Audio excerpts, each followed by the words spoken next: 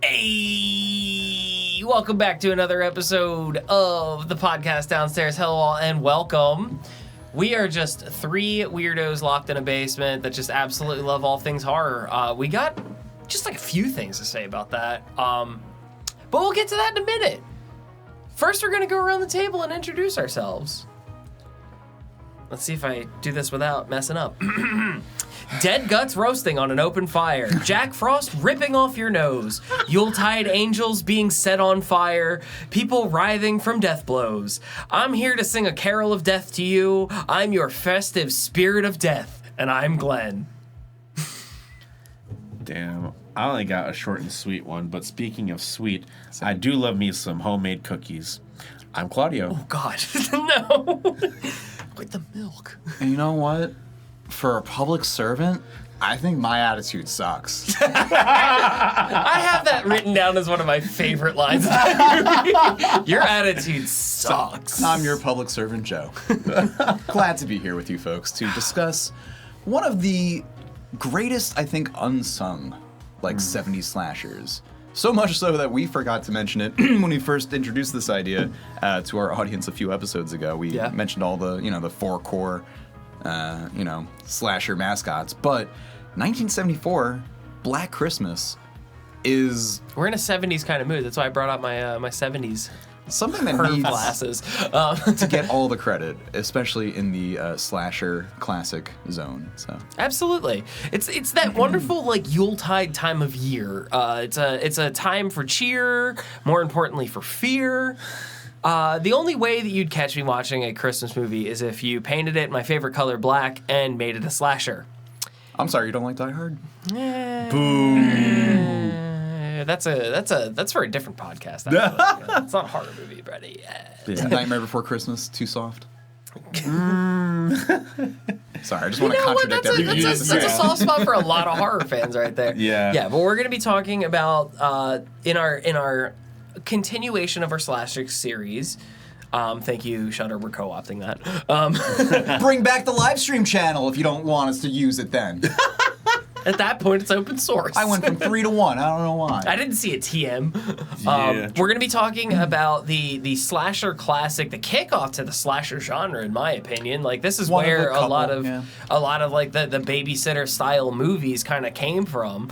Was 1974's Black Christmas. We're also going to be talking about its future rebirth in 2006. And then I think something happened in 2019. As part of the SLASHICS series that we're doing, we're really trying to really dark. We're really trying to emphasize the original and then specifically the 2000s remake because as we all know, as every millennial knows, there was something very special in the air in the 2000s when nobody knew what the fuck to do with themselves and taste was very much up in the air. Yeah.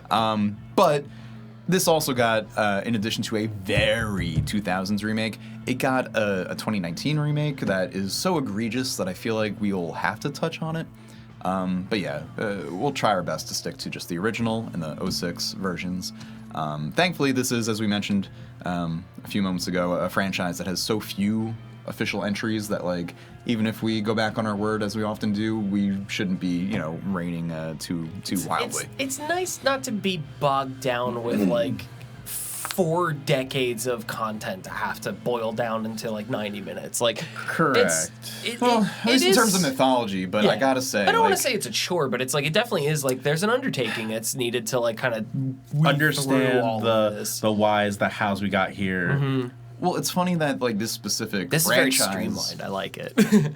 I think it's very funny or interesting that like this specific like franchise, if you even want to call it that, since there's no sequels, just like the original and a couple remakes that nobody really likes. There almost was, but we'll talk about that later. Yeah. Billy's Revenge or whatever, right? But I don't even remember what I was going to say. So Yeah, We're not going to talk about Silent Night, Deadly Night or Silent Night, Deadly 2. So I'll get this out of the way early. Garbage Day! Okay, then we're good. bother. Sorry, what was that? Silent Night, Deadly Night 2. Garbage Day.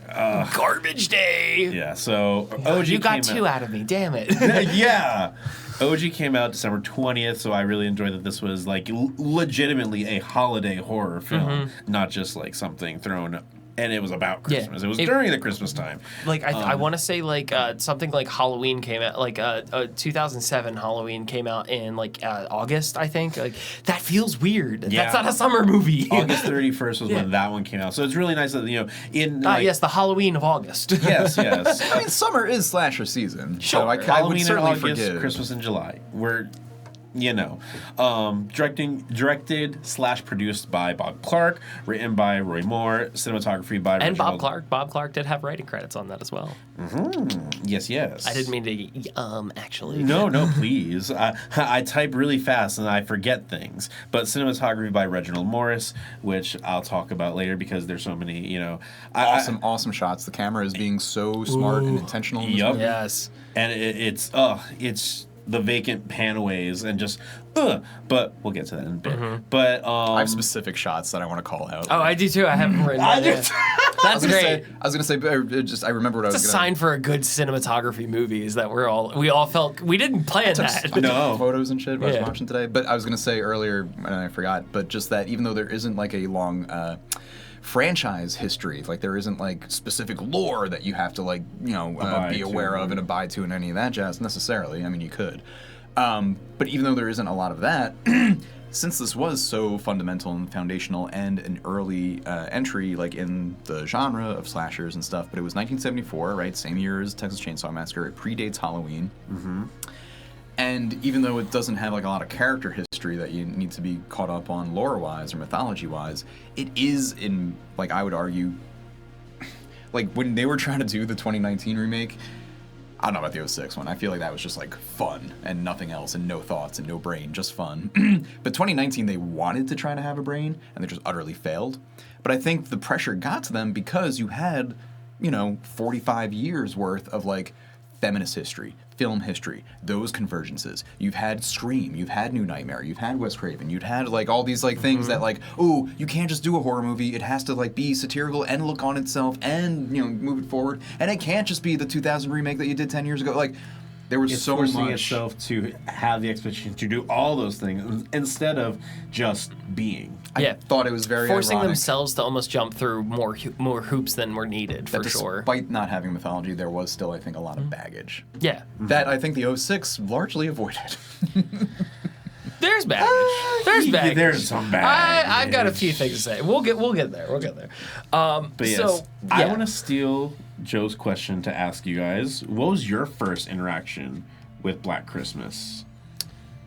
My first interaction with this was I remember seeing the trailer for the 06 one in the movie theater. Same. And I remember there very specifically, very graphically in the trailer, the only thing that actually stuck out to me was the eyeball bouncing down the hallway. And that was like, what the fuck did I just see? And also I remember just being like, Michelle Trachtenberg's so pretty. She's so pretty. Certainly is. R.I.P. man. Yeah, R.I.P. She's gonna be a scream queen that'll be missed. Like she was a lot of fun. But yeah, it was literally just that, and I didn't actually check into these movies until like later on as an adult, like in my college years of like actually being like, okay, I want to go back and watch some old stuff. I want to watch classics and everything. And Homework. when you dangle a title like the first slasher in front of me, I'm peaked. I want to know what it's all about. That is on the cover. Absolutely. That's on like a poster. So like going into it and being like, this is the first slasher movie, it's like you could see. Which, and that's arguable. Like, Yeah, don't get us sure. wrong. We're not saying that exactly, but it was, I think, them pushed a dangling little that bit. tagline to it. It's just like that's really cool. I want to check this out, and it did some really cool stuff. I mean, it's set the template for like going after college girls, right? Mm-hmm. It's like that's very much something that became part of the standard. I feel like. Mm-hmm. Yeah, like it almost the pseudo house invasion. calls coming from inside the house. So, and that is a huge one that I was wondering when we would hit on it. A lot of people attribute When a Stranger Calls. Mm-hmm. That was 1979. All right, Black Christmas did it in 1974, and like they made it like a big part of like the second act or like the finale. It was such a tension of like It's like a tech thriller in 1974. Keep them on the phone. Click, click, click, click. Missed them. Which is such a trope anymore. It's tension, and then Actually, hold on. Bob. Are you getting a call from? Where's it coming from? I don't know where it's going. Oh my God. John comes out for those from who the are side. listening and not watching, Glenn has just answered a call during the podcast. Oh my God. Oh boy. Waiting for It the. says find my iPhone. It says it was my voicemail the whole time. Actually, sorry. Oh my god. I'm joking. But no, it's such a big I trope. needed to farm that for that's so many content. to do the iconic things that wouldn't really like land now, but in the times of where like that was the technology of it. Well, Yeah. but not for nothing. I'm The watching it in mechanical, 2025, like, and I'm still enjoying it, and aspect. I'm feeling the tension of like, are they going to figure it out? Because not for nothing, you're looking at it in that retro futuristic, kind of lens of like, well, I'm used to them tracing the call anymore, but now I'm used to And it in the high tech era. In 1974, I don't know how it's going to work. The computers just do it now, and it's look like how big and tall those computer servers were. and seeing that in the mechanical version of that, of him running around trying to manually track this call coming I don't from even know what he was no- doing, like looking under the skirt of those like weird plastic, phone hooks or whatever. Yeah, and Big it's thing, like, but, and he knew that lines were in use because they were like wiggling or something. I don't know how that technology worked, but it even just on my recent rewatch, that shit fucking titillated me. I was like, what Truly. is this? I want to play with this room. What is this? So I was gonna say, maybe really quick. Also, I'll those just tracking mention, shots through there were so cool.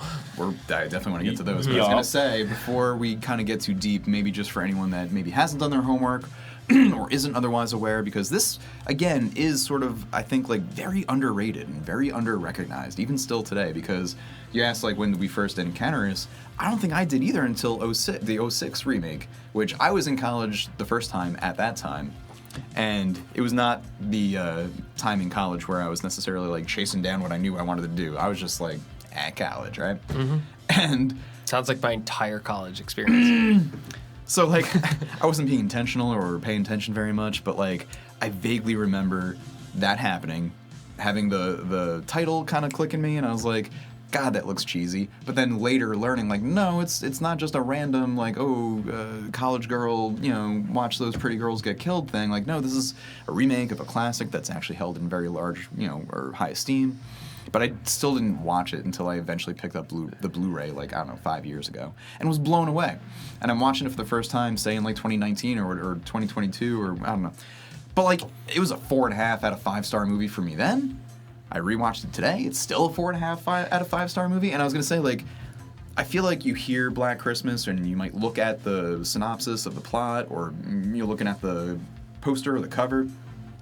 And I think your mind goes to, like, Slumber Party Massacre and all of, like, the 80s, like, bloody, we're just, like, massacring girls so we can eventually see their tits at some point. And, The blah, blah, blah. exploitation. And it's just, like, pulpy exploitation. This is not that. No, not at all. Same way that Texas Chainsaw... This is pure psychological horror. Like, Texas Chainsaw as a massacre, or as a franchise, has become so just kind of pulpy trash, and we're hoping that it can come back to some glory. But that original, it was a gritty grindhouse movie, but it was more brains. psychological. It had like, a perspective. Yes. This also has a lot of brains, has a very strong perspective, is very intentional. It's very nuanced in a lot of things. Like, there was a lot of themes in this that, like, because I also did just rewatch this today, and it's like there's a lot of themes in this that I did not pick up on immediately, like back when I first watched it. That it's like it stands out, and it's like, oh my God, there's things going on in the background here. There's subtext to be read right into here. Loved it. Body autonomy. Well, how did you come across it? Well, not to be different, but the 2006 trailer. Mm-hmm. But my iconic thing that I remember is sawing. Iconic? Huh? Iconic? Iconic. Was someone getting dragged by the Christmas lights and that they were spiked. And that, like, the imagery of them drag and then seeing that and, like, that's what you see. And that stuck with me because I'm like, oh my God. But really, my first time watching it was last year. Because my dear diva, Trevor, thank you. I told him offhand, like, I've never seen Black Christmas. He was like, you what? So then we did a marathon, or like a double feature. Sounds a lot like that one episode of American Dad with Klaus, where he's like, what? And so, like, I was just sitting here, and it's a 4.5 for you, and it exists in that realm for me, because even now, that was 74, that's what, 51 years? Still stands up. Yeah, I'm still feeling... So 06? No, 74. Yeah, 74 to now. To now. 51 years. So, guys, 32, I think, would be the math. Or no. But no, it still stood... 28. It still stood the times. So sorry. You're good. 19 years from when it's released. But yeah, I still felt the tension. I still felt like, specifically that scene, them trying to track the call. Like, I felt like the tension. I felt like, and obviously we know the scene in the attic, but like getting the context to it, and like it's unnerving. It's you don't need to show me everything. Just show the right parts that are going to make me feel something. Not super bloody, this movie. No. Absolutely not. There's maybe Conscious decision, too. Well, on the behalf of the director. That's what I was Yes. trying to launch into a minute ago, but like, just for anyone that's not familiar, it was 1974. It is it does sound like, like Slumber Park Massacre, but it's not. But the premise is, it's just, okay, so Black Christmas is a college sorority house slasher in which, most of them are, I guess, going home for the holiday, but some are staying behind, right? And this is the 70s, so there is, like, in the sorority, a house mother, which I don't know is a thing anymore. Hey, I have this as a note. Mrs. Mack is a fucking diva and an icon. The book booze, the toilet booze, shit-talking Christmas gifts. So, again, love that woman. Well, so there is the house mother named Mrs. Mack, and she is an alcoholic. That's her name. I know, I'm just now getting that too. I wonder if that's an intentional reference. Ronald McDonald.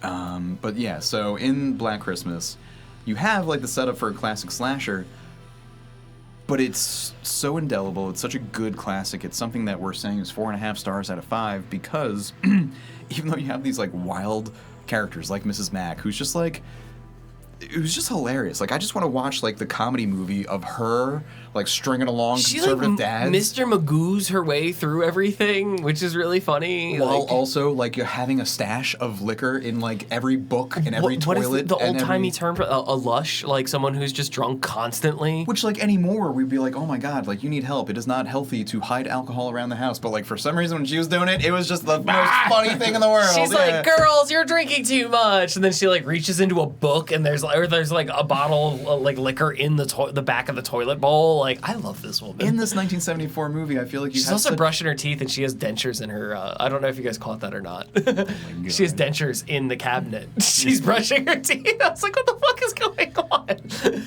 Oh God. But yeah, I just thought. Yeah, no, it's okay. Go on. I'm gushing about my love for this woman. No, it is so interesting that it's like something like so like yeah, maybe you should probably seek help. It's just so goddamn comedic at the time.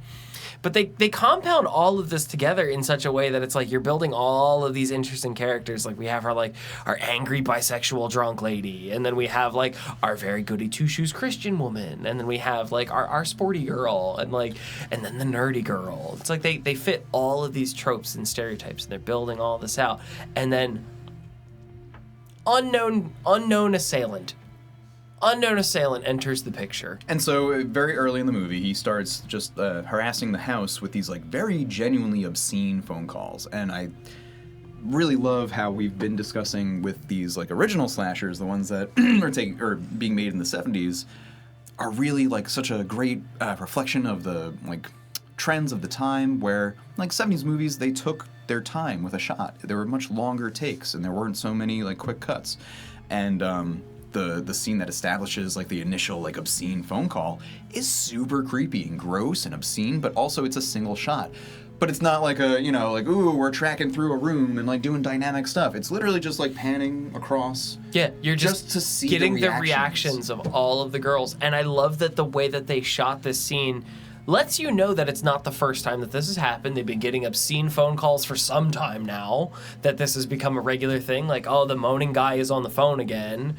Let's all listen in. And it's like, this one is particularly heinous, and this one's particularly weird. And you see that settle into everyone's face. And I'm sure we'll do our impressions of the various Billy phone calls and Agnes and the baby, and everyone's going to get involved. But before we get, like, super deep into the references and just like running down characters and stuff, I just wanted to establish like the premise of like, okay, Christmas time, sorority house, Mrs. Mack, and then once a sorority sister, once one of the students, goes missing. The first one to go missing is of course someone that was gonna meet her father that day, and he's there and she's not, and so like that's kind of the inciting incident that sort of like breaks it all off, and then things escalate from there. Forgive the holiday pun, but it snowballs from there. It sure does.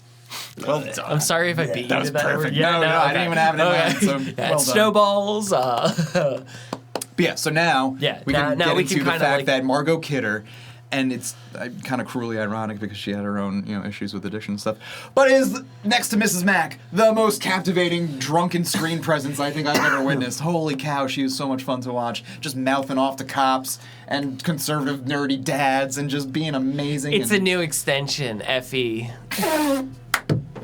When you're watching just John Saxon and like nameless lieutenant, like the detectives, laughing at this like beat cop who got taken in by this college girl who's convincing him that, and like how wholesome and cute was the 70s in a way that like some folks didn't know what fellatio meant. And if you remember, he went, it's something dirty, isn't it? If you recall from some older TV shows and movies that instead of saying a phone number, which would have been like 10 or 11 digits at this point in time, right? It used to just be like 7 numbers, or it would be like 3 letters and 4 numbers, and like there were different area codes and whatever. I don't even fully understand, but you used to be like, KL7529 is my home phone number.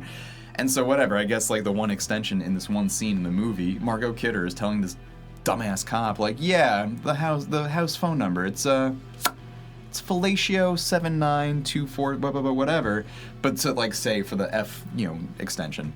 And anyway, he then repeats that to his colleagues later in the movie, and they cannot stop laughing in his fucking face. He fucking just took that. And just the disrespect shown to certain cops in this movie brings such joy to my heart. Oh my god, yeah. We also had like a part where like there's a search party taking place throughout the movie, and it's like the search party's going with the cops, and the cop comes into the fucking station causing a ruckus because he was trespassing on someone's land and somebody shot him in the ass. That's the thing. So I'm gonna make you pull that birdshot out with your teeth. It's like, keep it up, I'm gonna shove my gun up your ass sideways. Like, what the fuck is going on? So to let people know what was going on, I love this movie because it's super ACAB. Like, it's very, like, at every turn, cops are idiots. Cops are lazy. Bumbling idiots. There's, like, one detective in this movie that's, like, worth his salt, and, like, he, like, gets the job done a little bit, right? But every other cop is very much just like, ugh, girls, please don't bring this nonsense to my door. We're very busy with man work. Oh, you've been receiving weird phone calls. Ew, what's your address? Oh, it's the same address that we've been investigating because a girl's missing from there. I don't care about that. It's like, well, you didn't connect the dots?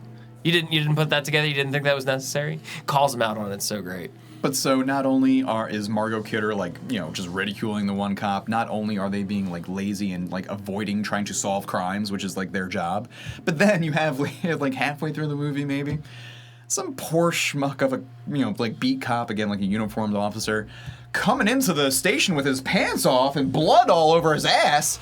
And you see behind him this old man farmer. The way that scene played out was so fucking funny too, because there was no pretext to it. Something very tense. They just monitored a phone call from the assailant. It was very high tension, and then here comes I got shot in the ass. Very like slapsticky, like, well, that's what you get for trespassing on my land, and like, yeah, that's what that's what should happen to a cop that breaks the rules, is get fucking shot, as opposed to the opposite, which is what typically happens. But it's just amazing that throughout this movie, like, we're seeing disrespect paid to police at almost every turn, and we appreciate that. Yes. In addition to the sort of, 1312 spirit, there's also, like, a very strong undercurrent of being pro-choice and being very pro-abortion, at least in terms of, like, letting access to women's health needs be available if necessary. That was one of the main notes that I had rewatching this movie today, is that I was like, it's very much like Texas Chainsaw had a very, very particular take on the other people, And like the others, anyone with disabilities. anybody with disabilities, like how society sees the other. This was how society sees women, Yep. and a theme that kept reoccurring was that, and I really appreciated the nuance of how they handled it, was like men trying to control women, and then women being like, no, God damn it, this is my fucking choice. This is what we're gonna fucking do, and handling fucking business. And almost verbatim, like, that is the scene between the lead character, the like lead sorority girl that we're kind of supposed to be, even though, like, I just want to root for Margot Kidder the whole time. This other woman is, like, kind of the main character, and her boyfriend, the two of them have an argument about, how she does not want to keep their, pregnancy, nor does she want to marry this motherfucker. And she just outright tells him when he is, like, convinced that he's gonna, like, leave his program, that, like, it's gonna be okay because they're gonna get married. We're gonna she's get just married, and she's like, I still got shit to do, dude. Like, nah, fuck you. Like, she's fuck very that much shit. like, that's not what we're about. And I was like, as soon as that scene came around, I was like, that is my fucking girl right there. Hell fucking yes. And, like, not that there's anything more necessary or unobnoxious about three grown men discussing feminism, but in this movie it is just so plain face. They didn't, like, put extra effort into it. Like, the way that in Not For Nothing, the 2019 remake, like, tries so hard to do that. And But Joe, we're sisters. whiffs it so hard.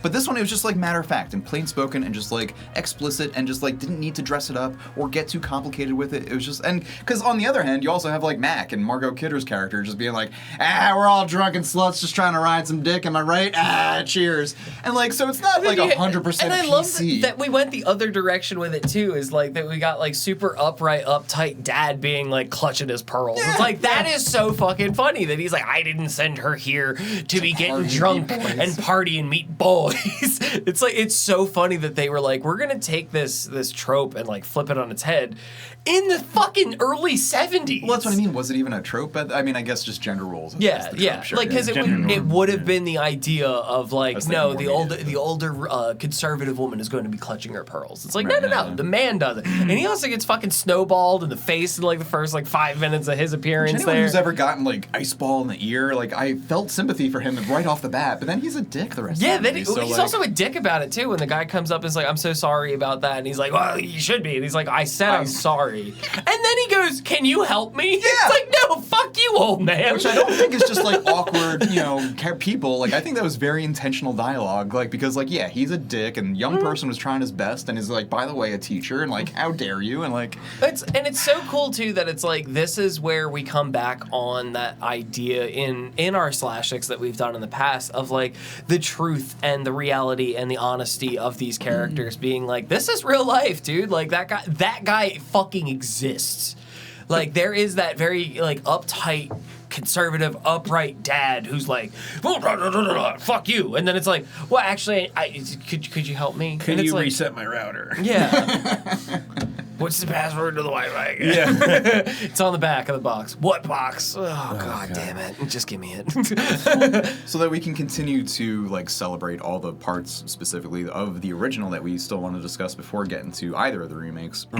I'll just say that, like, okay, so then like the one girl, goes missing. We see her killed, and it is before she's killed, it's already established that, like, okay, we have the camera, watching the ladies in the sorority house, but then we also get first-person POV shots in from 1974. Which, again, that's not something I know off the top. They had to actually make a rig for that. Like, that was something that they did on the spot and made a rig for him to be able to climb through a window or up a trellis and walk around with that camera on, which nobody has fucking done that. Well, that's nobody what I mean. was doing it. I was going to say, I don't know off the top of my head, like, who had done very much first-person POV shots with the camera. But like I thought it was notable that you could see his hands, climbing up the trellis or whatever up the side of the house. And fun fact that POV shot has been referenced so often, especially in horror, by the likes of John Carpenter for the shots of Michael moving throughout the house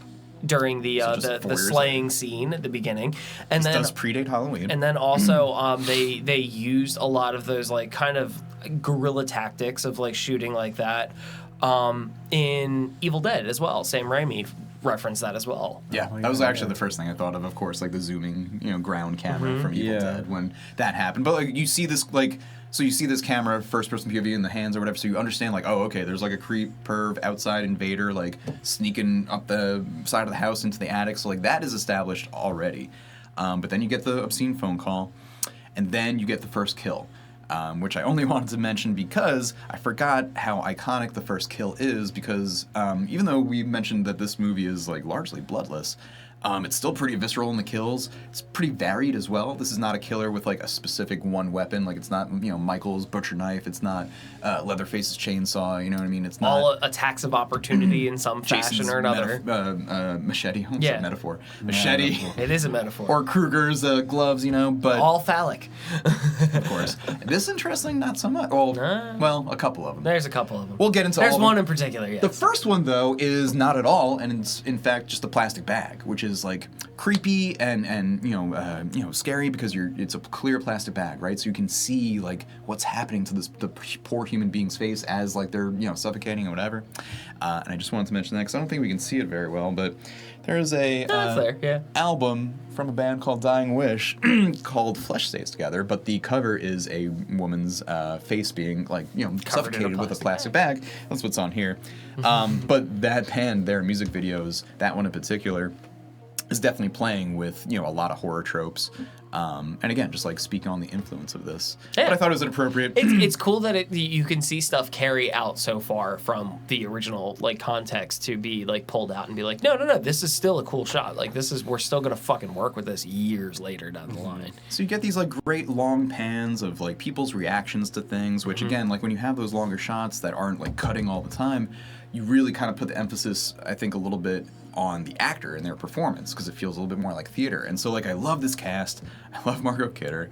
I love the woman playing Mrs. Mack, the older house mother or whatever. But then I also was so happy to see in this cast Andrea Martin, right? Yes! Who plays Phil, short for Phyllis, I believe, the one sorority sister, who doesn't like get a ton to do in the movie. Like she's very there because there's not a lot of them. But I feel like we didn't get to see the brilliance of Andrea Martin, who is just like so funny. One of the funniest women in movies and TV. I knew her predominantly. This had to have been one of her first roles, too. It was her second role. Okay. She did a lot of theater. But I knew her mostly as the mother of a character in the show Difficult People, which I think is probably still streaming on Hulu. Oh my God, you're right, that was her. She's so funny. She's so funny. And then, not to spoil it too much, but did we already mention how she reprises the Mrs. Mack role in the 06 remake? Yep, it was very awesome. That one caught me off guard because I'm like looking at her in the role when I was watching it, and I was like, is that? I saw the title card. And then I had to look it up, and I was like, oh, it is her. Yep, I did this, I was like, is that? And then when we watched the second one, I was like, that's so cool. Yep. But speaking really quick on like credits from the actors who were a part of this, Margot Kidder, for example, was in Halloween 2 from 2009 and Amityville Horror. So wait. Margot Kidder was in the 09 Halloween? 09's Halloween 2. Oh, yeah, another reason I'm excited to watch that. Okay, go on. Our lieutenant who does... What? And then what else did you say? She's in the... Amityville Horror. Oh, which one? Give me 1 second. I'm just curious because... 1978? That's another 79? one that we might end up doing. I want to say yes because I put them in chronological order. But... Yeah, I'm sorry, I didn't mean to throw you off. No, you're good. That's just so cool because, like, I understand Margot Kidder, of course, as being Lois Lane, right? And she was in the Superman movies, the Richard Donner ones. But then around that time, I think, is when she was having some like substance abuse issues or mental health stuff, whatever. And I don't remember how that story went, but I hope things worked out. But like, so like, other than Lois Lane, like I kind of feel like she dropped off, and like I didn't really know her from anything else. But so it's so great to hear that she was in not only other things, but like other horror things. And it was the '79 Amityville too. Oh, that's right. She's the wife. Oh my God, that's right. She's so good. the She's what my is it? favorite part of that The movie. DeVoe family. She's just I she can't was remember such it. a cool It's been a long 70s time lady. since I watched that one. Whether it was Amityville, which I had watched Fuck that. recently, We're gonna have to rewatch that one. or Black Christmas, like I feel like Margot Kidder was always bringing like awesome energy. Like she's someone that like She's a commanding presence when she's on. Like even her being like a side character in this, like she's just one of the girls of the house. You're paying fucking attention when that's she's what I'm saying. there. So I was about to say she's like technically like she's third billed in the movie. She's not like the main girl, but like her energy, her presence is so much more like clear, abundant, dynamic, easily seen. I was like, she should have been the lead. Like she's perfect as like a surly, fuck you. But like her energy, her performance was so much better. I'm so sorry. Than her Olivia character was Hussey, yeah. who plays the actual lead. Because she's very one-dimensional. Like she is that She's very like proper actress because, as it turns out, Because- we know her from Juliet, from the famous Romeo and Juliet, televised stage production. But she is Argentine British, and you hear it in every pronunciation in this movie. loved it. I loved every second of it. But like, in contrast to Mrs. Mack.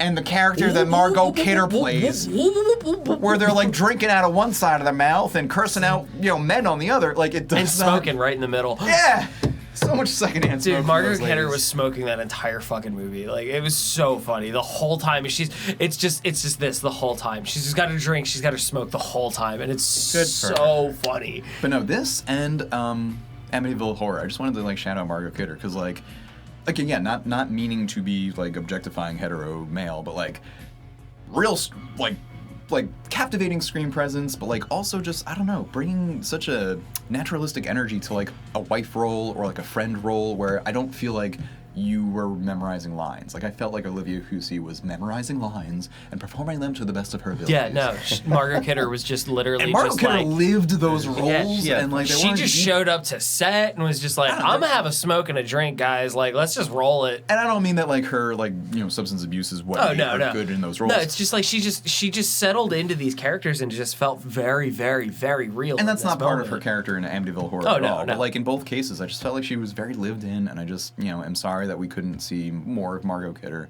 as a performer throughout the decades. But Right. yeah, this cast is awesome. Do you want to get into our favorite shots? Because I know we all got a lot of them. Just want to shout out one last person because we talked about the lieutenant who actually did shit. Yeah. Mr. John Saxon. Oh yeah, John Saxon go on. is Such a horror legend. another guy. If there's an officer in a movie, Yeah. it's probably him. Yeah. Nightmare on Elm Street. Yes, Elm famously. Street 3. New Nightmare. From Dusk Till Dawn. So like. Oh, I didn't remember him from. What was he? Is he also a cop? Probably. If I remember correctly, You watched it more recently Oh than I my have. god, yeah, I did. If I remember correctly, I want to say he was one of the police officers in pursuit of the Gecko brothers. That makes sense. I could be. No, he definitely wasn't the one in the beginning when the cop that goes into the FBI agent Stanley Chase. There he FBI is. Yeah, agent. yeah. He was the FBI agent. Still after. law enforcement, Yes. so still counts. Yeah. But okay, so Black Christmas. Wasn't he also in Running Man? Like the Running Man that just came out? No. Or Like the the- old, the 87 Schwarzenegger one? one. Yeah. Probably. I think no, not Running Man. What's the other one? Total Recall. Total Recall. I think he was in. I was gonna say but as a cop in slashers, we have Black Christmas, the Elm Street movies, as you Or is mentioned. it just another severe-looking man? Probably a severe looking man. But as you're saying. Hey, I appreciate those severe eyebrows. Those are eyebrows that I respect. Eyebrows. 90% of his acting was done right there, just south of his toupee. So great cast. Yes, Great great cast, great accolades. Who did Great the script. cinematography for this? I would Reginald Morris. Okay. I was gonna say great script, great camera, great cast. Now, yeah. What were some of your favorite shots? I mean, the 1, 2, 3. I don't want to take them all, so I'm going to pick the one that like really just moved. So we should each say one until we run out. and just be like, "Whoo!"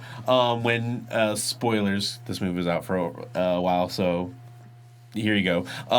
When it's basically like final act, and she's running around after she hears that, there's a call in the house, get out. She tries to get her friends, opens the door, sees them dead. And then in the crack, you see the zoom in of the eye, and that he's the peephole moment? And he's been right there. And just that, like, primal fear of, like, death, and the culprit is, like, so you're talking about when they find Phil and on top of Barb on top of Barb, yeah, by the crystal crystalline unicorn thing. Well, no, and I was just gonna point out, like, I think it's so funny, and again we're now in spoiler territory, but like it's so funny that they find that massacre of bodies, piling bodies, but they never check the attic. They never checked the attic. There's still 2 bodies up there. I didn't want to take all the one that I instantly go to, and that one's up there. But that one, just the zoom in of the eye, and just that fear of, like, you're looking at the killer, and just being that close to them after not knowing of their presence at all. Also, just like so fucking clever. And so smart that not at a single point, that is as much as we saw of the killer the entire movie. The entire movie. You saw his hands, you saw his eye. They did it very cleverly because the one time you kind of get an image of his, like, frame, of his, like, silhouette. Mm-hmm, as he's, like, creeping around the house, right? No. So it's because every other time you're seeing it from his POV, right? The only time you kind of see him was the one time that when he was about to stab the Margot Kidder character with the glass unicorn Barb. I keep forgetting Barb. I'm so sorry, Barb. But, like, you see him do this, and it's on the cover of some of the editions where he's actually holding the hook. Yeah. He swings. Yeah. But that actual shot is he's about to stab her with the unicorn statue. Oh. And, like, granted, it was the 70s, so, like, every man had the same sort of shaggy haircut, but he's framed in such a way that he has the shaggy haircut, the silhouette. He's got what looks like could be a green sweater on. He's looking kind of lean, kind of tall. He looks very much like the Peter character, the angry boyfriend of the main lady who was pissed off about her getting an abortion. Which was such a smart choice on their part too, because it's like it's that red herring. Yes, exactly. But it's also he also looks like the boyfriend of the first girl to die. He looks like every male character that was introduced, shy of the dude that I want to say Phil was dating, which was the one that was dressed up like Santa Claus that said ho ho ho fuck. And that's Phil's boyfriend, I think. But I missed the one shot of in the beginning of, like, one of the girls had their arms around him, and I forgot who it was. I think it was Phil. I can't remember. I think so too, but, like, he also is complaining, and it's hilarious when he's in the Santa suit. Oh my god. He's just outright cursing into a little girl's ear, and she's still just, like, so happy and smiling. Barb's like, Santa's being naughty, huh? And she went, yeah, and he went, hey, screw off, kid. Like, it was just like, what? He just exclaims, fuck. Really, like, next to her ear. Bitch. Like they said. He calls his girlfriend a bitch in front of this girl. And then, Barb's just like, he's being silly or naughty or whatever. And it's like he's not even attempting to look like Santa Claus either. He's got the hat on. And, like, again, I know that social standards and behaviors were just, like, different in the 70s. But, like, at that point, I was like, oh, there's enough absurdity in this where, like, we're meant to laugh at a certain point too. It's like I think the dad of the missing girl shows up at the frat house for that Christmas event with the kids, and, like, Barb's, like, letting a kid, like, just drink her liquor out of the couch. She's like, he's sloshed. Not letting.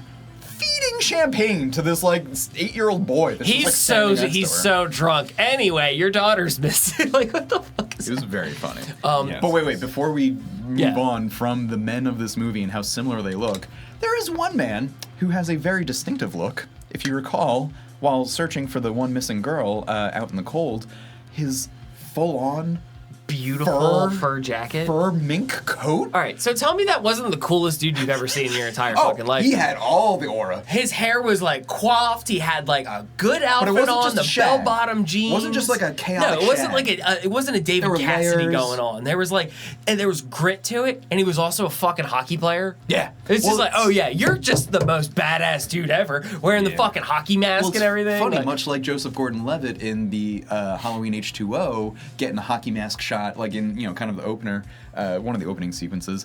That was how an opening shot was too, like a colorful hockey mask. And this predates, Jason, by a good 10 years at least. But it's just so funny that you just have like the DNA. Coolest fucking shag jacket you've ever seen. But yeah, this man had a full like fur mink jacket where I was like, oh, he's wearing one of the girls' jackets. So It's if you it was have what not was around at the moment. No, that was his jacket. Yeah. If you crack have me not up. seen the movie, I want you to close your eyes and picture a werewolf in the 1970s, and that's what this man looked like. It's just what it looked like. Like, slap some glasses on him, bell-bottom jeans, fur jacket, shaggy hair. Werewolf man. It was Hell great. yeah. As far as shots go, the two that really stood out to me, of course, were the POV shots that we've talked about already. Fucking cutting edge shit right there. But the unicorn scene for Barb, the lens flare coming through the crystal, and like that scene was so cool. It was like that was like Suspiria level of like coolness. It was shots. It was like the most phallic kill. It was the most like giallo in terms of like, ooh, close-ups of the sharp thing, and then it's going in her. Like that was very. And it's like solid black background with like a light beam coming off of the murder weapon, like which created like the prism colors, Yeah. and like so it was colorful, it was dark, it was sexy, it was dangerous, it was this, it was Margot Kidder, like that character. After like we're definitely rooting for her the whole time. She's the funny one, she's the cool one, she's the one telling cops what's up. She saw turtles have sex for 3 months straight 3 at the days, zoo. 3 days. 3 days. But I love that bit. That whole scene is amazing. But no, it's like, and I just feel like she's kind of like the one that we're rooting for the most, and then like she gets it, and you're like, oh no, Damn it. But like it's kind of like a big kill. I was just kind of saying. And it was nice to see the pivot of the who were following through that. It was like we were kind of making our way through the sorority house, getting to know each of the girls as we went along. They introduced like the first girl that gets killed, who's on screen the shortest amount of time. We get introduced to her very quickly, and we understand who she is before she dies. So it's like we get to know all of these characters as we move throughout the house. There's not really a throwaway character to die just for the plot. And it's like they could have very easily just written off like, oh, like Mrs. Mack is gonna just go visit her sister for vacation, and she leaves, she never leaves type of thing. And it's like they could have just like panned away from that. Yeah. But if it wasn't for that fucking cat Claude, I was really nervous knowing that this was like a 1970 slasher film. Rewatching this, I was like, I don't remember a cat. And I was like, I swear to God, if anything happens, this cat, cat's safe, the folks. cat is safe, guys. The cat Claude is does safe. Claude perfectly is fine. okay. If anything, he's eating pretty good. He's in the attic feasting on people. For who knows how Yeah. long. No, it was just so cool how they moved through, and they were like, we're gonna give emphasis to all of these characters and make them just as powerful as they should be on screen. And it was cool that we did have that dynamic shift going from like Margot Kidder's character over to like our actual main character. And I really did like that. It felt so natural the way that it shifted too. It wasn't just like an abrupt like, aha, gotcha, next person. Right. Didn't feel throwaway at all. Everyone had weight in the game. Absolutely. This movie, like, it was so, like, the vibes were set the entire time. The way that the camera moved around the house, like, they really used, like, we've talked about before with geography, they used that house. They went every room to room to room. You knew everyone's layout. You knew that, like, everybody had a different wreath on their door. Like, all these little things. It's such a shame that when I first like thought I understood this franchise, whatever, right? It was the 06, seeing ads for that. And like I kind of wrote it off and I was like, oh, Christmas, that's not when you do slashers. That's stupid. It's not stupid at all. Like when I'm watching the original, they really took advantage of the fact that like Christmas lights are some of the best lights, right? But also it creates a very sort of specific lighting environment where like it is dark, but not. It's a little bit lit, but it isn't. There's colors, and that's like kind of comforting in like a childhood way, but it's also kind of like nightmarish in that more giallo way. Yeah, it's nostalgic, and then it's also nightmarish. Yeah, absolutely. I just feel like they really took advantage of like making those sort of quiet, dark, shadowy moments of Christmas time, because like the sun's going down early, like it's dark earlier. Like if you're outside and God forbid you're not here, especially in a snowstorm, like And if you're not near a neighborhood with like Christmas lights, it's desolate. It's you know. And with the snow on the ground, it's like when you go outside like at that time of year, it's like it is deadly quiet out. So it's like the air of just eeriness around is there. Atmosphere. Science to that too. When it snows heavy, like snow absorbs sound. So like it is literally more quiet when it is snowing or if there's a lot of snow around. So like dark, cold, quiet, like without the Christmas lights, and I mean this as figuratively as I do literally, like winter is a dark time, right? Yeah. So like it doesn't not make sense to be Night setting. is a very dark time for me. It's dark for everyone, idiot. Thank you, Arrested Development Batman. But no, so I just like, much like how, The Thing makes sense as like a horror movie set against winter and just like snow and stuff. Like, Black Christmas makes sense, or really any Christmas movie could make sense to me as a horror or slasher if you were taking that one kind of route or path, because I think it does, tap into something that we all notice, even if we didn't remember that we noticed it. That, and holidays can be kind of dark underneath all the shininess. There's and whatever. there's that bleakness of the story itself kind of gets reflected in the atmosphere of winter, which is like a really cool juxtaposition. I'm going to use a $50 word. I noticed I'm going to cash in on that later. There's a great art magazine called Juxtapose, and I always think about juxtaposition as another synonym for like contrast. Yeah. But I was going to say with the Christmas lights thing, I really noticed it when I was rewatching the original earlier today in the final shots, when after everyone clears out, you think everything's handled. Dude, open and closing, that big wide shot of the house just slow moving in, slow moving out. If we're talking, great shots or favorite shots, I got a handful, like a half dozen. 2 of them though are the opening and the closing because they're the same shot of the house. Is so good at only establishing. difference is there's a cop out front. But no, not the only difference. The only. Oh yeah, because from there's the light. Well, so from the beginning, it's a house and it's Christmas time, cool. But at the end, more or less the same thing. But like you see, the first victim, Claire's plastic bagged head in that top floor window. You're also seeing the cop smoking his cigarette, just kind of hanging out on the front porch, thinking he's guarding a dead scene. You see the cop lights all pull away too, which is cool. The phone rings, So I thought this was super really cool interesting. opening and closing shots. If you're paying attention to that opening shot versus the closing shot, that like the way that we're putting the 2 of these together, that it's like they're kind of mimicking each other. If you're looking at that opening shot, there's no light on in the attic at all. And then on the closing shot, the light is on in the attic, insinuating that he was not there in the beginning and that at the end he is still there. Pretty cool. Remember I remember the OG ending to be ambiguous, that because at the end they chalk it up to because she, it must have been Peter. Yeah, because spoilers, she kills him because Also, no sane man is just gonna kick in a window to check on you. Well, that's very true. And I was gonna say, I love that about the ending is that I wouldn't call it ambiguous because I think it's very much you're meant to understand that Peter, who kind of takes the fall for Billy's the obscene phone call stuff, and since we didn't get into it, the obscene phone calls, while being very mysterious and sort of piecemeal, you get a few of them. There's a throughout the movie. storyline that starts to build among and it's them. not a clear narrative, but you hear references to people over and over. An Agnes, a Billy, a baby, parents. There's a mother. There's a mother figure that pops in at a certain time. There's a father, I think. And so we didn't get super into it, and we don't necessarily need to. And but I like that it builds that kind of story too. I wanted to shout out the fact that without creating a ABC narrative, there is an ambiance or a vague impression of a mythology, not of a story, but at least of a psychology for this. Whoever this drifter or whatever they are, because we never get that explanation, which is amazing, is clearly working through something, right? And so you get that impression without getting the specifics, and that's so effective. Which I think is interesting. Sorry. To reference our previous slashic of The Shape, and how it is the difference between being given a full-fledged backstory, being given an ambiguous entity. I was literally going to say and now we have something here where we don't have a full.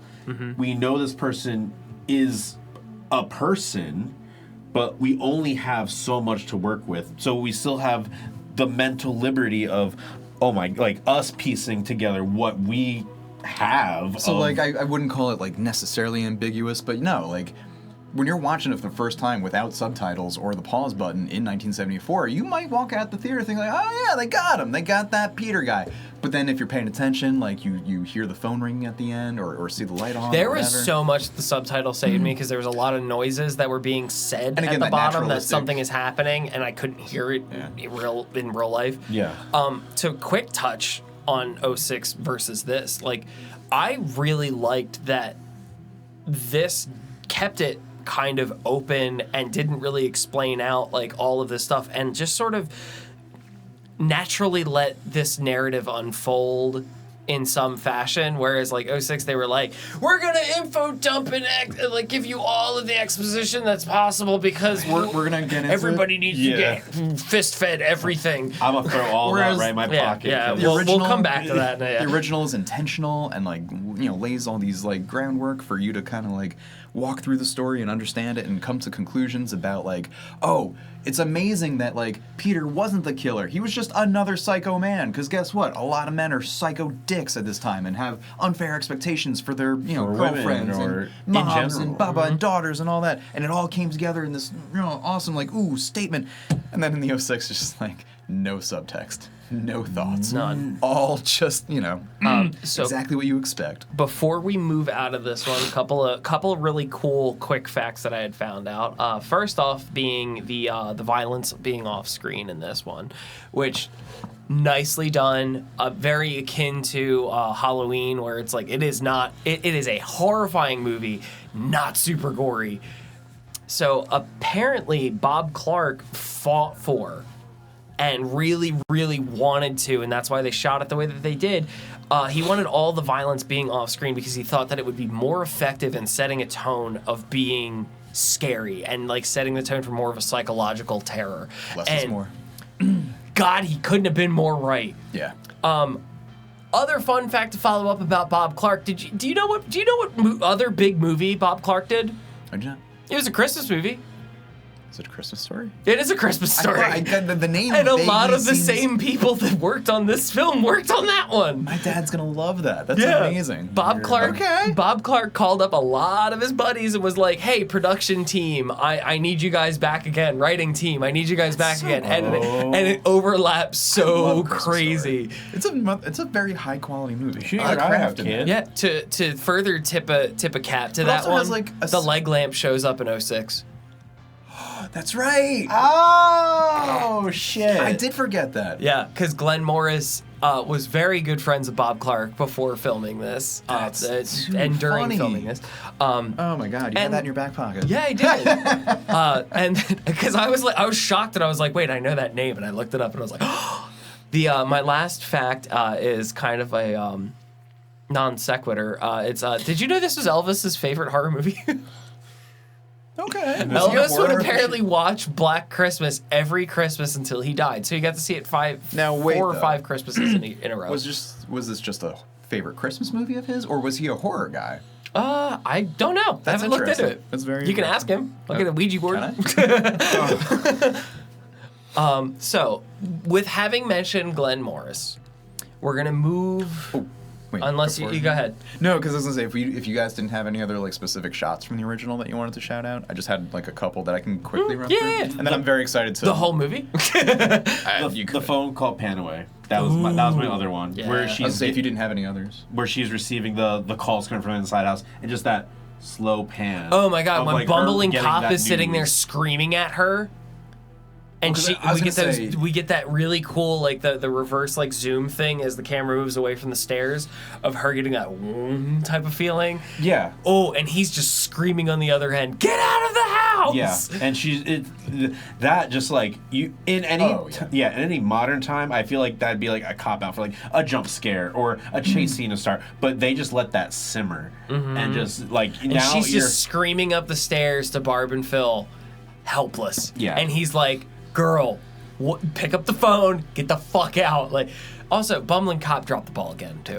Well, that scene is He's like, "Don't tell her the call's coming." The first That fucking scene thing he says. harrowing for all the tension reasons we were saying, right? It's really effective and like very like you're edge of your seat. But like I was a little confused at first because like I was so pumped to be like, oh yeah, when is the line about the call's coming from the house? Like I was anticipating that line, right? So I'm like waiting for it. And when they first started getting into it, it's the one detective and John Saxon, and they're just kind of saying like, no, that is where the call, like that's the house address. Like, no, you screwed up. He's like, no, that is where the call's coming from. And the two of them are kind of like going at it. That they subtly laid that down too. It's like, yeah, are there any other phones in the house? It's like, well, there's this one, the one in the hall, and then there's one in the house lady's room, and but it's a different number, so we're not getting any phone calls on that one. But then I didn't remember that it was not them trying to give the girl the warning, but the bumbling dumbass one, Nash or whatever his name was. And of course, he's the one that has to handle this like crucial, don't fuck it up or I'm gonna beat the shit out of you, is what I think John Saxon says to him. And then he immediately screws it up and he's just like, it's the killer's in the house, you gotta run, girl. First I'll fire that motherfucker. Of course she doesn't. But anyway. Yeah, so just your other favorite shot. Yeah. What else? I'm sorry. Yeah, I was gonna say this, not so much particularly sitting on a shot, but like the idea of this very much like Texas Chainsaw Massacre. You would never expect to see this level of like cinematography from this style movie. Like if somebody's like, oh, a horror movie, you're not necessarily chiming into a horror movie to go, oh yeah, the camera work's gonna be incredible. So speaking of, I did have a couple shots that awesome. I wanted to specifically just mention before we move on to 06. You were talking about some zooms. I thought you might mention a couple that I'm going to bring up, but one that's just a cool one is a zoom into the police station from outside, like across the street.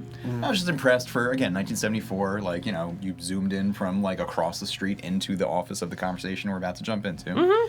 That's neat, but I liked it because it was also like the reverse of a different zoom out where the missing girl's dad is getting into a cab with Mrs. Mack, I think. Oh, and it zooms into the attic. So it zooms right before out from that taxi cab that's outside into the attic room through that window, and it just the frame then like opens to encompassing not only the cab and the house mother and the father to his daughter, to his dead daughter, right in front of that, and then Billy throws an absolute hissy fit, which Peter then I will say what was all that commotion? She didn't make any noise when she came in the house and got that phone call, guys. Just saying. The commotion that he heard while he was sleeping was Billy freaking the fuck out upstairs. Oh. And then there were two other shots that I was going to mention. One was just like another shot of the first victim, the missing daughter. Her name is Claire. And it's her, again, the bag face, which, again, very, like, prominent in the movie. But it's just a shot of her. It's almost like a profile, but then it fade transitions into a shot of a church, like a Gothic church. It's, like, kind of pointy. And just, like, the fade from her, like, plastic dead face on top of, like, a church steeple, I thought was just, like, very striking, very cool. I love that. That and any shots of her in the chair were fucking great. Like, the rocking chair scene was great. Like, ugh. That and the cab to her face those are like my two favorite. And the only other thing I wanted to shout out was poor Mrs. Mack getting the hook to the face when she pops her head from that expert level of turning to the camera you nailed it. Such a fun sequence because you know what's coming and you blah blah blah. But my favorite part about it is the dude throws the hook and it swings and it hits her, but as soon as you see her feet go, you see the feet get sucked in because she's hooked up and whatever. But like at like that like sort of moment of impact, it then transitions to the taxi driver that was waiting for her outside. His face, like inside of a wreath, a Christmas door wreath from the other side. Did you notice that was like a magnifying glass in like the middle of that like the glass in the weird the glass looked almost like a magnifying glass that allowed. I think this might be an old architectural thing that you could see the entire doorway outside of that, and it was like that is just so fucking cool. On top of that, just that transition from like the whoa hook impact zoom and then to like that like Christmas wreath center of the frame like just was very and we auto cut to like shitty man being shitty going all right fuck you then and being then fucking impatient for that dumb broad again you're gonna make me wait around for a thing you paid me for, god damn it. The intention, the consistency of again like the skewing of gender roles and like how most men underestimate most women and just, it was very I'm glad that kind of like that popped out to you guys because like I was watching it and I was like this is This is definitely a thing. I don't really know if it's subtext. I don't know if it was like intentionally done like this because it's like just kind of hit me like that. But I'm glad to see that you guys felt the same way about that. Well, I mentioned that to you earlier. We didn't say this on the recording yet, right? We have not. So let me just say really quick. We already mentioned earlier about how earnest the whole abortion plot scene was. I think it's summed up best in the line from John Saxon where he's finally asking like, "Oh, you got a boyfriend who you had an argument with recently?" Like, "Yeah, detective. Like, thank you for finally chiming in." But he's like, "Oh, what are you arguing about? Oh, the abortion." And then she explains to him, and she's like, "Yeah, I got this phone call where he, or whatever. He told me that like." I can't kill his baby. And John Saxon, a man talking to this college student in 1974, goes, "Kill the baby?" Isn't that a weird way of putting it? What a weird way to put that. And we're all just like, hell yeah, absolutely. That should be a weird thing to say and think out loud to people, shouldn't it? Absolutely. But it's so cool that like this had such nuance and such subtlety, and it's like the subtext was all there, and I'm glad that everybody got that. It's pretty explicit. Yeah, flash forward to 2006 though. Okay. The first Poof, gone. The first 2 minutes, subtlety gone. So really quick, I just gotta say, I barely remember the 2006 one. Don't worry. You're not missing much. I did not finish watching it like I probably should have. Don't worry. Oh, good for you. I'm gonna go back. It's on Hulu right now. Yeah. I'm gonna go back. But I did watch all of 2019, and I remember that better, so I don't want to focus too much on that, but like I'll be more useful if we want to talk about 2019. Yeah. 2006, I mostly remember Michelle Trachtenberg, Andrea Martin, Mary Elizabeth Winstead, and nothing else. You're doing this all wrong. Gretchen Wieners, Ramona Flowers, Ruby from Supernatural, Dawn Summers. You're so lame. That's who started this movie. You're absolutely correct. And Lucy from Charlie Brown. Yes. Andrea Martin. Oh my god. So Yeah, December so 19th, funny. 2006. Technically speaking, it came out on Christmas Day theatrically, but it premiered 19th. Semantics. So yeah, December 19th, 2006. Directed and written by Glenn Morgan. Cinematography by Robert Morgan or Morris? Oh, it is Morgan. Yeah.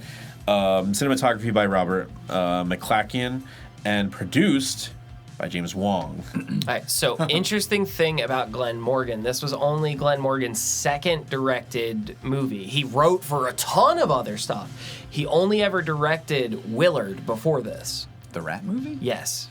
With Crispin Glover. Another psycho of movies that we love. Once upon a time, my wife misheard Crispin Glover's name and thought for a long time that his name was Chris, like Christopher, Chris McGlover. Chris McGlover. Chris McGlover. Yeah, so it was only his second time directing, but he was a writer on a very prolific horror franchise before this, which was... He has writing credits for Final Destination 1 and Final Destination 3. Ooh, the good ones! Which plays out with the casting because so much of this cast was from both of those movies. Mary Elizabeth Winstead in particular. Yes, and then also Ashley, who gets burned in the tanning booth, is also in it as well. Yes. She is the drunk girl. Well, so it's very appropriate, I think, to bring up the Final Destination franchise, a series of movies that I think thrived in the 2000s. Mm-hmm. And this movie, like this 06 version of Black Christmas, again, a remake of like an OG, fundamental, like if you know, you know, like hardcore horror heads get that this was like the slasher even before Michael Myers and Halloween. And yet... I feel like, the respect and gravitas that it should have commanded was not so much as present as we would have wanted. Absolutely. So, I feel like, and I'm going to run this like phrase on the ground, the 2000s curse of making things darker, edgier, traumatic, grindier, clutch your pearls. Yeah. It doesn't always translate. No. I wouldn't call this like part of that gritty like post extremism. Like this doesn't feel like the 06 Chainsaw Massacre, for example. Like, it's not as dirty, sweaty, nasty. It's not has dirty, sweaty, moments. nasty. No, but it is like we're going to capitalize more on violent, gore. more We're going to blood. capitalize on creative kills. More visual. Yes. You're seeing the kills. Also, more dynamic. And I don't mean that as like, oh, because usually dynamic's like definitely a positive. And like, that's generally yes. But like, I really love the patience and sort of slow burn nature of some of the shots of the original, whereas the 06, it's like just like every other 2000s thing. Keep it moving, keep We're it gonna moving, keep the colors, we're keep gonna it edit the shit out of this. We're gonna cut, go. We're gonna subplot after subplot after Don't subplot. let It's no wonder all of us can't keep our attention on anything anymore. It's awful. The scenes don't get time to breathe. There's too many things at once. It's not. Also, if I have to hear the word sister again anytime soon, I'm gonna lose my fucking mind. Was there Sisters. even an abortion plotline in the 06 No. one? I do not believe so. No, There was not. No. It was basically. So what were we even doing? I don't think they had a plot. It was. We see where. there was a subplot where there was feuding sisters, Oh yeah, boy, because like sorority and then the feuding stepsisters. Yes. And then there was also a subplot of a sex tape that of somebody cheating on someone else. Yes, Sowing yes. the seeds Was of that, desperation. I guess, like the vehicle for the gender role discussions? Did this movie bother with any of that? No. No, it was- I'll get into this later, but this movie basically took all of the like, if I could just boil it down to just saying that like Black Christmas was a very feminist style movie. This took all of that feminism and threw it right in the fucking trash. And you know who we have to fucking thank for that? The fucking Weinsteins again. Oh, sure. Yeah, I'll get into that in a minute. I'll was go gonna on a say- rant later. No, and there's Yeah. lots that we want to say, but like I'm just gonna say like it's so funny because again like the 2019 one, it makes sense that the 06 one had zero like mention of like even discussions of like gender roles or you know sexual politics or anything like that, because the 2019 doubles down on trying to do that and just drops the ball so hard. And it's almost like, oh, they took away all the good smart stuff, and it's like, yeah, they did, but like if you're not gonna do it well, then don't bother. Take it away. Like, give me a dumb fun slasher. I'll rate that way higher than the 2019 version that tried to have it all and like absolutely shit the bed. All right. Do you care if I go into the Glenn Weinstein stuff real quick or no? Can I do a quick? go ahead, go ahead. I'll do my. Well, quick no, actor, do your thing. Do your thing. Just quick actor things. Really interesting how we talk about the origins of the caller inside the house. Katie Cassidy, who plays the lead, was in When a Stranger Calls. Oh, the remake, yeah. Katie Cassidy. Oh, of the 06. Yeah. I'm talking about the 06 cast. Oh, okay. Sorry. Katie Cassidy was also in When a Stranger Calls, which I think the remake. Yes, That's and so also, and we're going to see her name eventually soon. The Nightmare on Elm Street remake. Oh, as yeah, well. yeah. She was like one of the main girls. She yeah. was the iconic bed slash scene.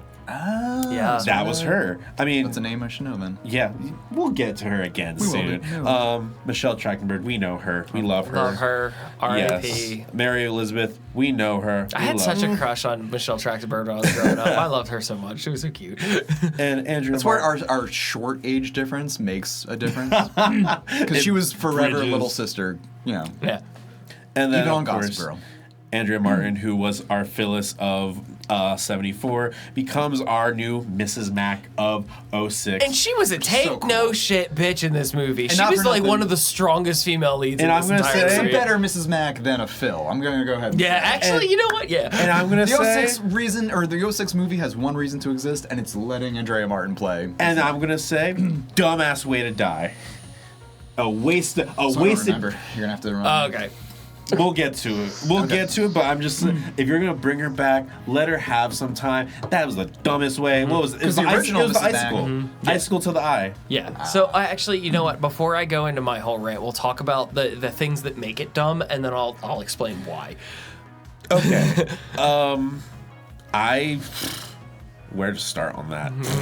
All right. So first off, for making things dumb, the idea that I don't know what happened in 2000 and forward that made studio execs go, we need to just force feed exposition down your throat, was terrible. We need to explain everything else out. And it was too much. The storyline that they came up with for naming the killer, first off, Billy, and then also talking about his sister. Agnes. So fucking dumb. And they're like... Okay, wait, so the 06 version tried to, like, provide an explanation for the whole... Yes. Which is why I was talking about, like, Halloween, how the similarities of trying to give a story to this was... the unknown. That makes sense. Yeah, this is like the anti-version of what Halloween 07 I was going to say, did. whereas I think the 07 Halloween did that well, this one horror did version. not. It took like, you're probably looking at maybe 5 minutes into the movie before they start info dumping stuff about Billy, and it's so dumb. And he's like, he is in an insane asylum, and it's like but also guess what? He's also yellow because he has jaundice. Like, what? Who wrote that? Frank Miller? It's immediately what I thought. But also, like, then we start getting into more of the taboo things of, like, very similar to the way that Halloween did. We start getting into, like, taboo stuff about, like, abuse within the home and what makes a killer type of thing. But this was done so poorly and so badly that it's like they talk about how he's abused and like locked in up in the attic by his mother, and he watches his mother and her boyfriend kill his dad, and then at a certain point sexual abuse takes place, and which then ends up with him having a sister now. And they really harp on the fact that he is the brother and father to his sister. We were talking about things that make you feel icky before. This actually is icky. And it's such a, like, good demonstration of, like, you know, like, just, again, the difference between show and don't tell. Like, when you're just getting, like, wisps of this, you know, screwed up family through, like, the obscene phone calls in the original, like, that's enough.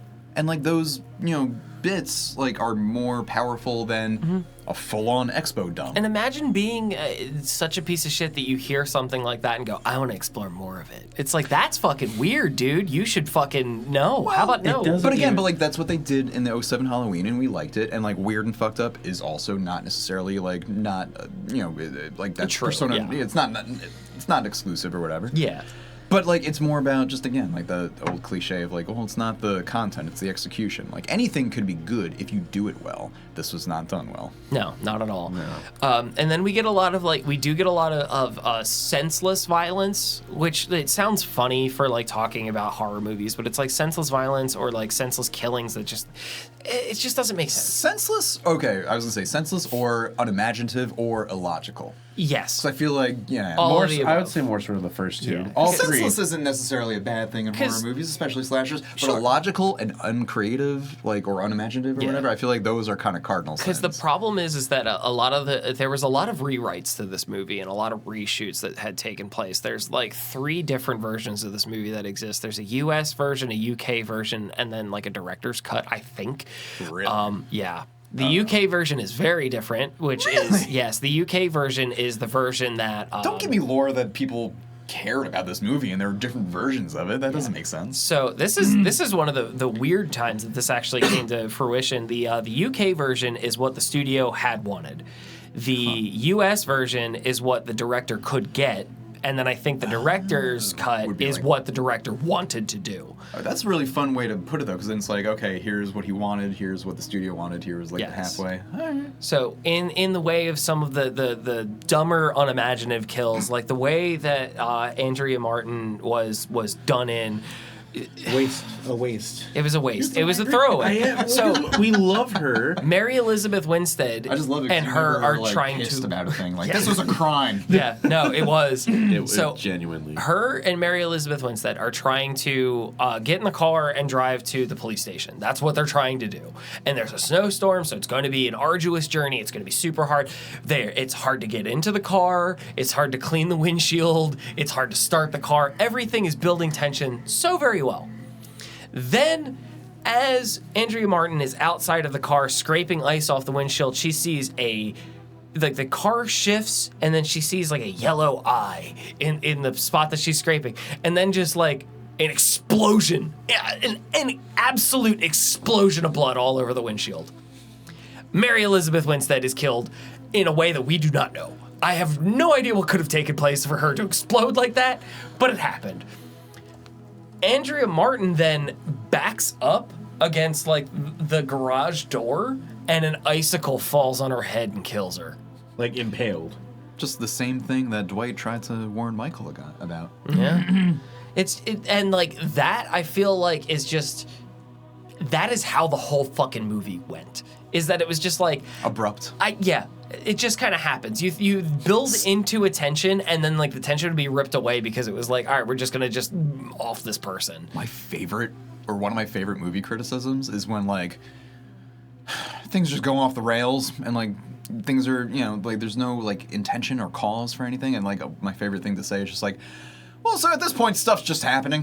Mm-hmm. And like, because I feel like in so many... That's really how it kind of felt at a horror certain movies, point, yeah. Eventually you get to that point, and eventually stuff's just happening. Yeah. And it's always because, like, there's a checklist, and you know what needs to happen for the movie to end, but it doesn't really matter or, like, connect to anything. That's so robotic. Or just rote, especially when we had something uninspired. as imaginative as like, I think it's literally like the next scene or something. It's like they do a callback to like being stabbed with the crystal unicorn. That literally the next scene. And it's like, well, how did you get that but you didn't get the other? Come on, man. Did you have any other dummies to like fill in for this? Like, before I go off on this goddamn movie?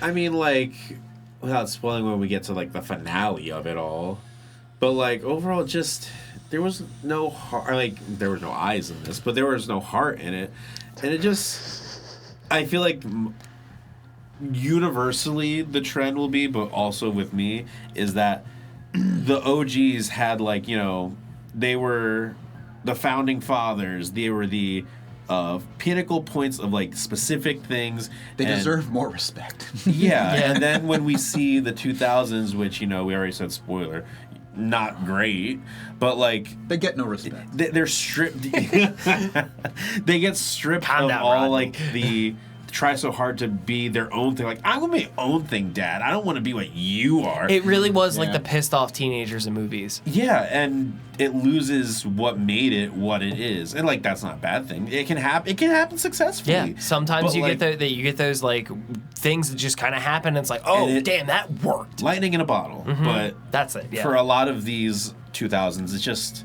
it's lacking the things, or it replaces things like a fucking icicle. Like, come on. So one thing I would ask is like, so whereas we kind of come to similar conclusions for most of our like 2000s remakes, and that like, oh, they doubled down on the grime and grit, but they lost the soul, or like they went extra hard on the sex and blood, but like they forgot the satire, or like whatever. That kind of seems to be what we keep coming up against. With this particular like classic and remake, we're kind of saying the same thing. Like they lost all the all the perspective and all the feminism bits and all the like consistent smart character moments.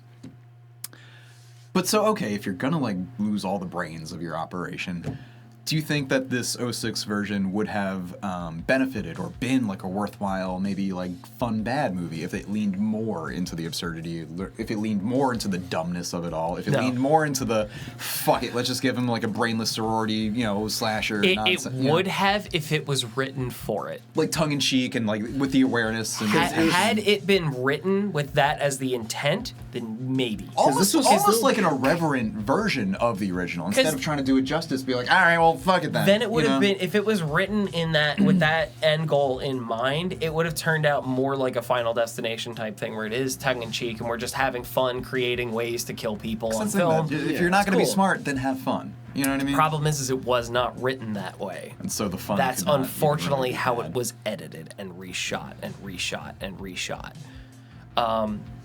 I guess I can get into it now. the Weinstein all right. of it. Go for it. So, all right. So curious. this movie was put out by Dimension Films. Unsurprising for the fact that it's an early 2000s Much like the 90s recut. Halloweens, Yeah. Final Destinations, and a lot of other things. Dimension is an offshoot of the Weinstein Company, and that more specifically Bob and Harvey Weinstein. I'm going to name those motherfuckers. I'm going to name drop them all day.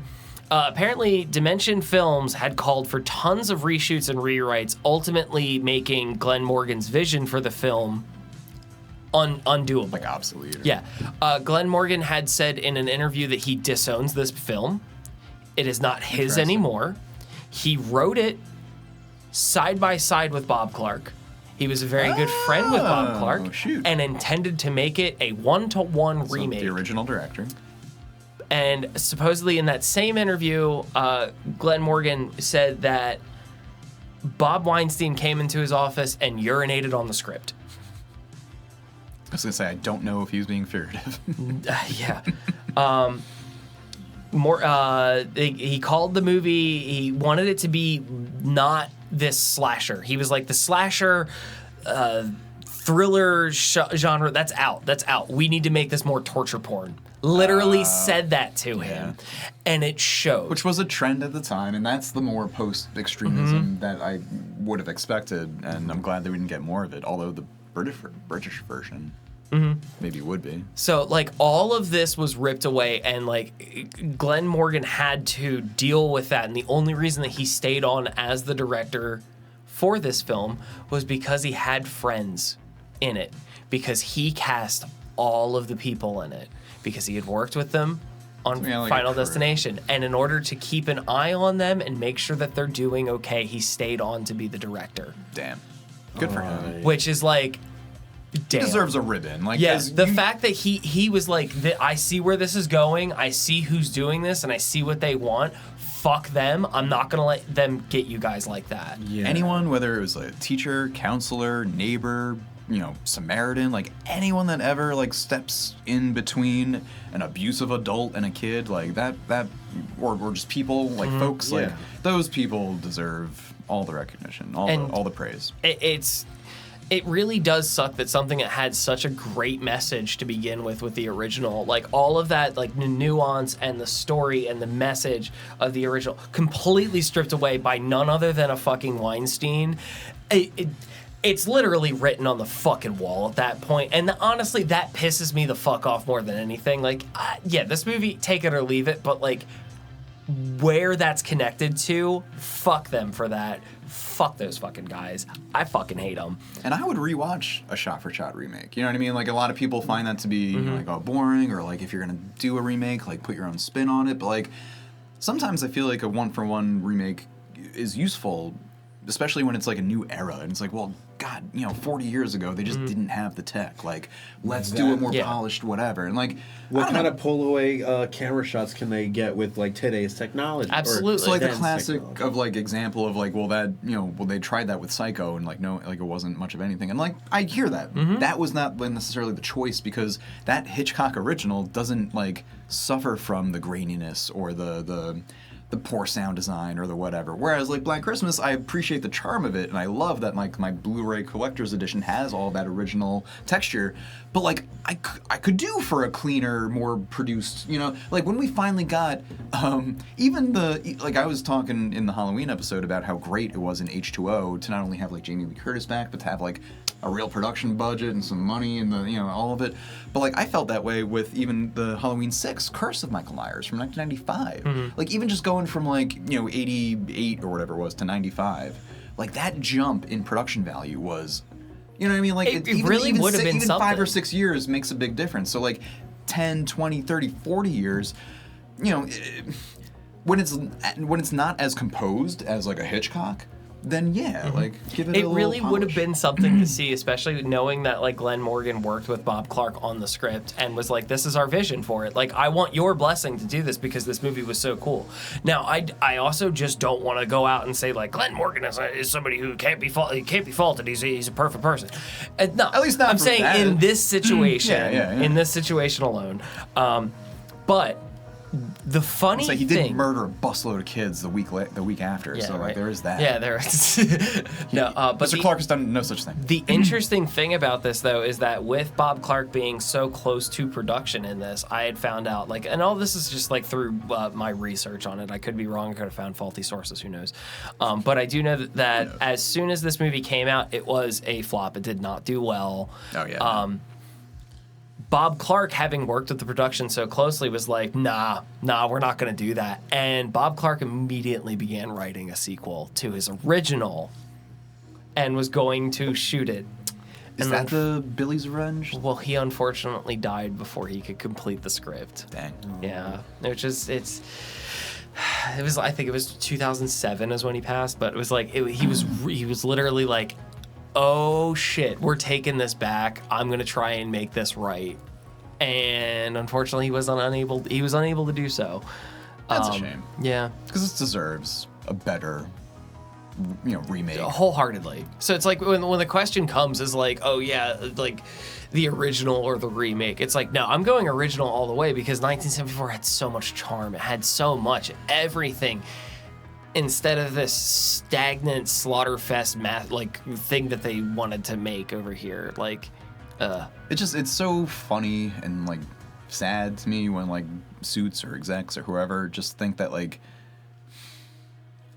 I don't know, if I just slap the coat of paint on it, it's the same thing, right? And it's like, nah, man. you can't landlord special this shit right now.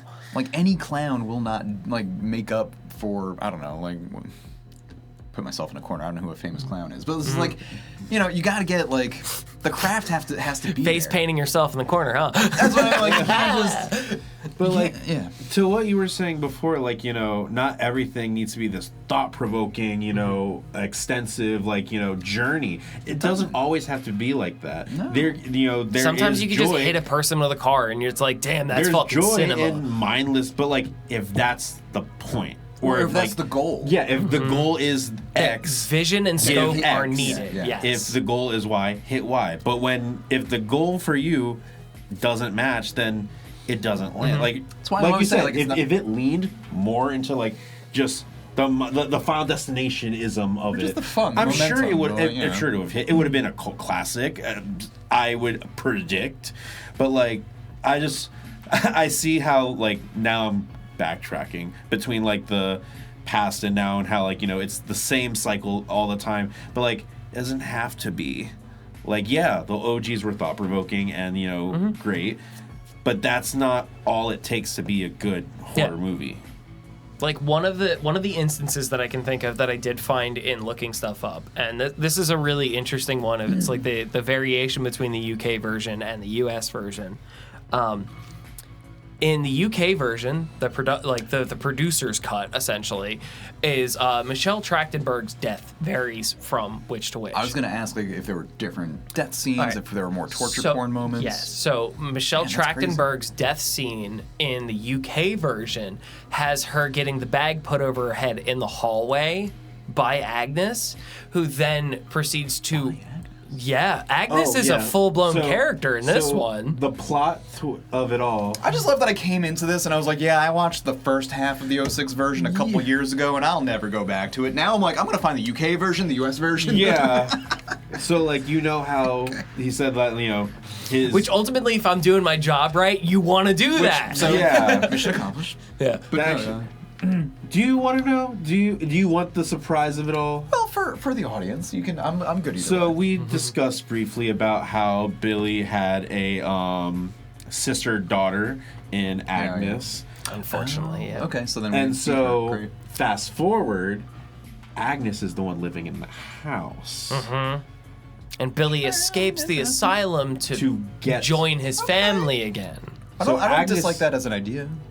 And so the family that slays together Stays attempts to stay together. Yeah. But yeah, that I will say that was actually like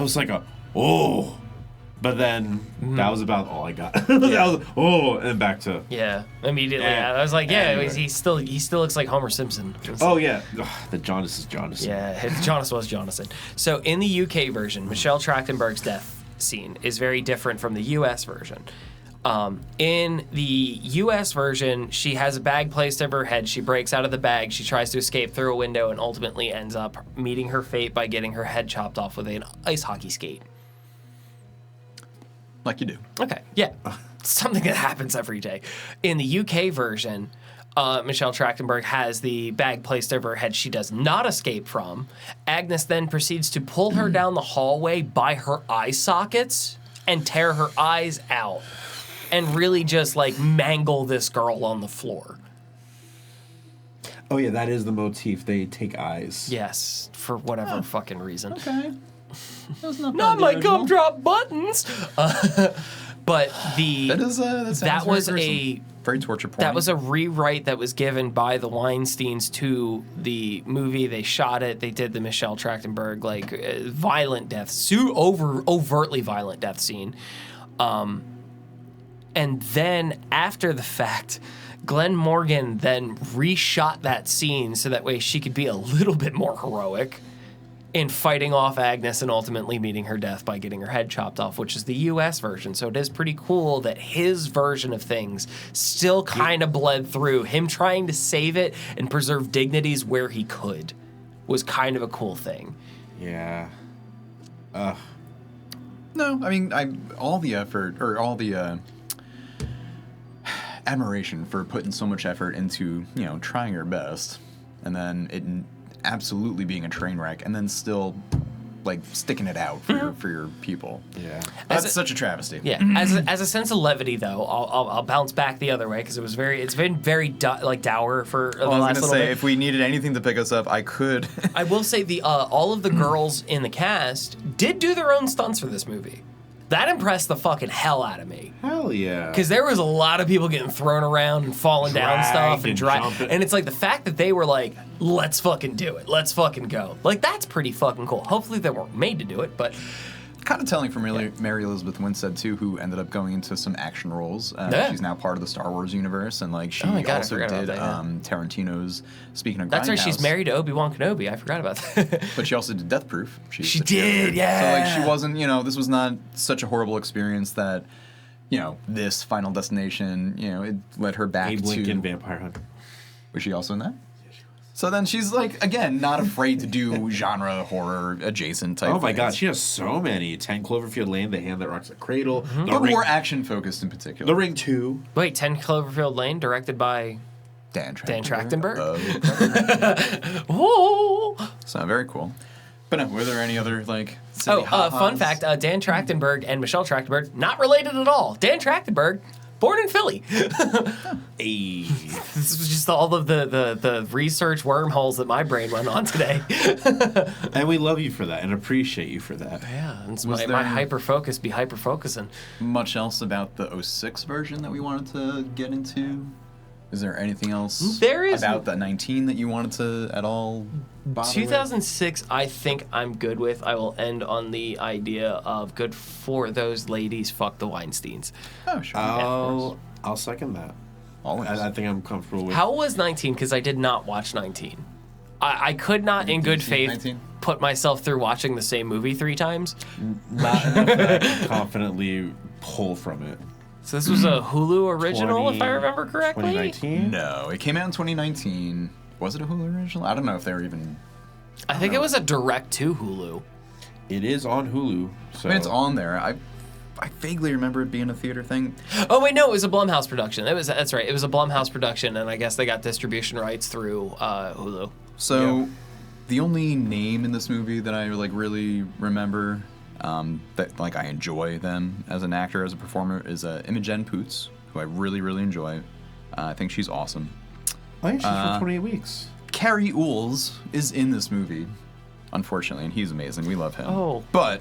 Carrie Elways. Elways, excuse me. I always try to make it one syllable. You could just say Despero at this point. I know you're talking about. Despero. Wesley.